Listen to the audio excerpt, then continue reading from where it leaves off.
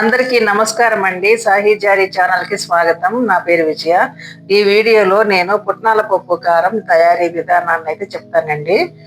వేడి వేడి అన్నంలో నెయ్యి వేసుకుని ఈ పొడి వేసుకుని తిన్న దోశ, వడ, ఇడ్లీల టిఫిన్స్లోనైనా సూపర్ టేస్టీగా ఉండే ఈ పుట్నాల పప్పుల కారాన్ని తయారు చేయడం చాలా సింపుల్ అండ్ ఈజీ అండి. దీనికి కావాల్సిన ఇంగ్రీడియంట్స్ చెప్తాను.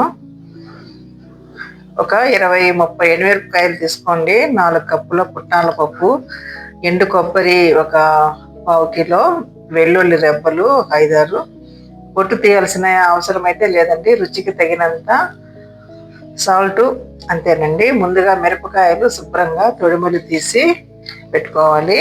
ఇక్కడ నేను ఒక 30 మిరపకాయలను అయితే తీసుకున్నాను. ఇవి చిన్న చిన్న కాయలండి, పెద్దగా కారం కూడా లేవు. మీరు తినే కారాన్ని బట్టి ఎండుమిర్చిని తీసుకోండి. వెల్లుల్లిని రెబ్బలుగా తీసుకుంటే చాలు, పొట్టు తీయాల్సిన అవసరం అయితే లేదండి. ఈ పొడికి అసలు ఆయిల్ అవసరం లేదండి.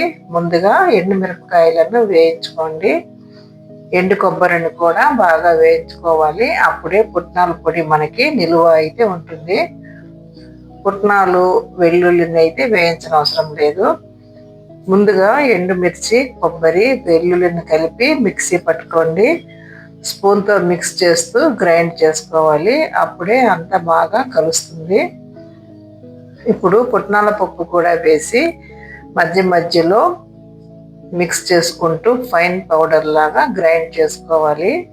ఈ కారం పొడిని మనం ఇంట్లో చేసి పెట్టుకుంటే మల్టీపర్పస్గా ఎప్పుడైనా రైస్లోకి, టిఫిన్స్లోకి సూపర్ కాంబినేషన్ అండి. వీడియో నచ్చితే లైక్ చేయండి. Thanks for watching. Please subscribe my channel.